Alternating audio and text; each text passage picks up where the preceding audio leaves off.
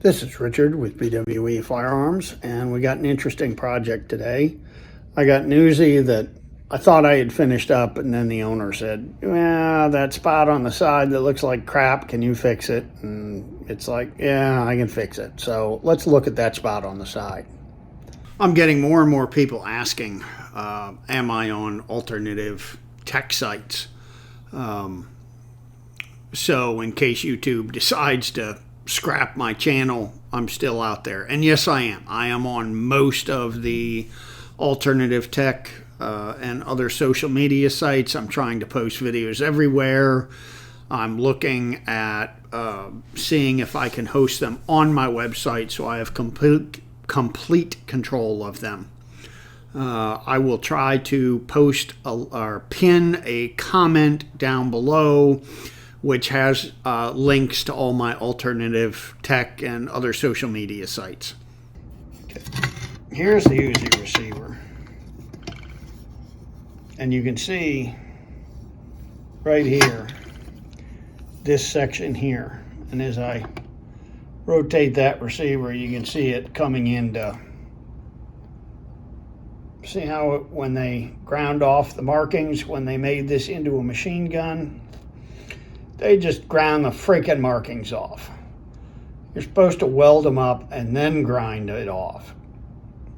But they scalloped out the receiver. Now, what I got to do is go in and lay beads of weld, one on top, one next to each other, till I build that all up and not hit the serial number that's under here, and then grind that all off. You can see on the other side, they did the same thing on this side. I've welded that all up. And I don't know if you can see in there. Not really, but it did not come through because I put copper bars in the back of it. This is on the top, so this is kind of hard because I'm working one-handed.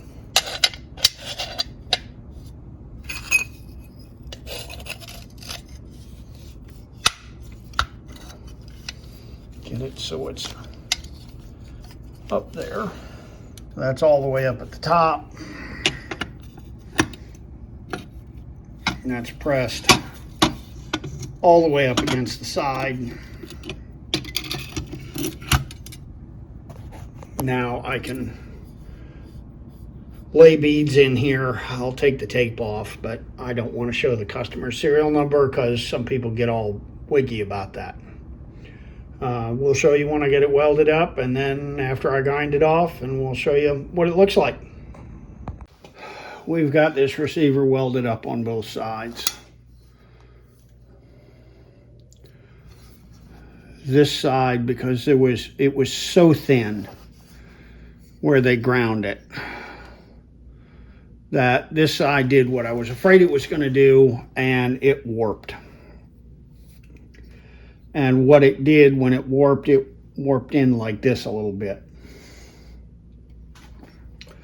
So I drove one of my blocks in, one of my fitting blocks, drove it back so it's all the way back in the receiver. And now it's just some hammer and dolly work, just like you would on a car or a shotgun barrel or anything else, to raise this dip up. And let's see if I can get this. Sorry, I'm trying to do the camera and okay.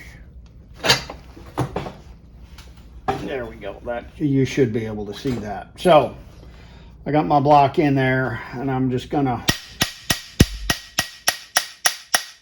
hammer this one. This side shrunk down a little bit. So when I'm hammering, I want to do blows this way, and I can always turn it like this and go.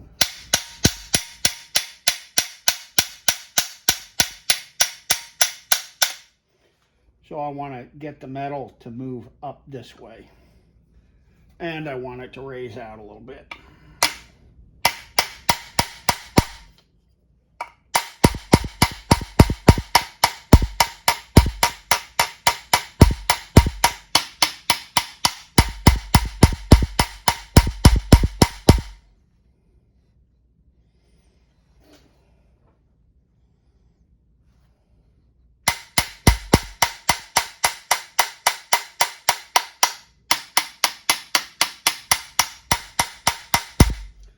And it's just like raising a dent in a car body.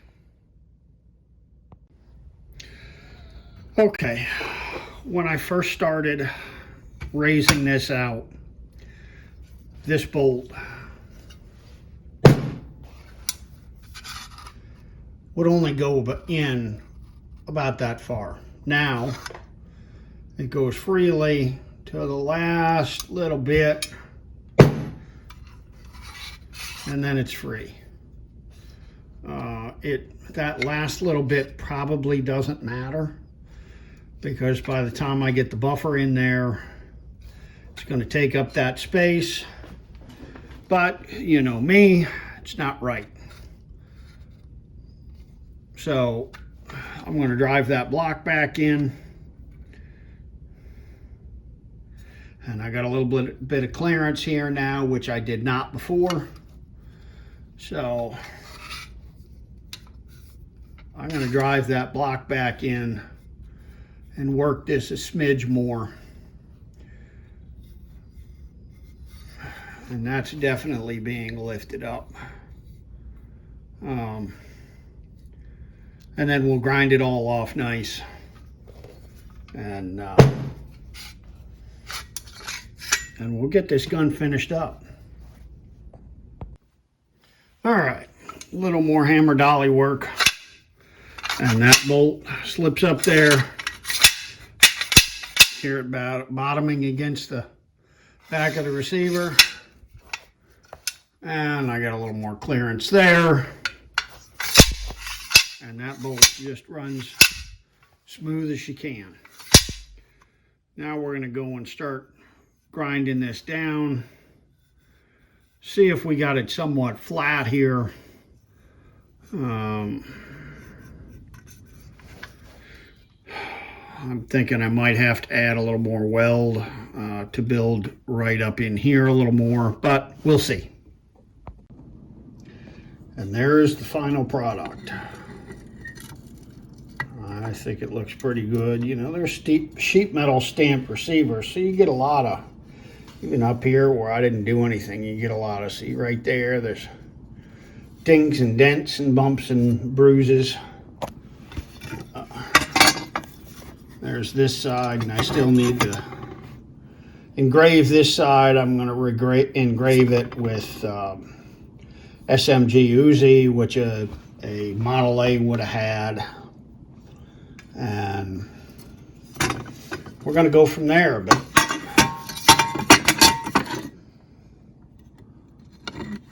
But I am happy with that. And for me to be happy with that, you know, I got to buff around here a little more, see if I can make that look a little better. But I am happy with this spot in here. I won't touch that anymore. And if I'm happy with it, the majority of the people should be happy with it, because I'm a picky SOB. And that is my biggest problem when I do these, is where do I stop? Because, oh, there's a little this or a little that. It's not perfect, and it needs to be perfect. But there she is. People kind of freak out sometimes when I start doing body work on these. And it's just how you do it. It's just like, you know, working on a 57 Ford or something. Sheet metal's probably, there's the thickness of the sheet metal. And that's probably about the thickness of a 57 Ford sheet metal. So it's probably not a whole lot different. And what people need to remember is they're sheet metal guns. They're a stamped sheet metal receiver, like an AK. They're not pretty. They're stamped out. They're for military use. You know, they're not like a Thompson where it's machined out of nice billet steel and everything else. These are rough, crude stampings. You can see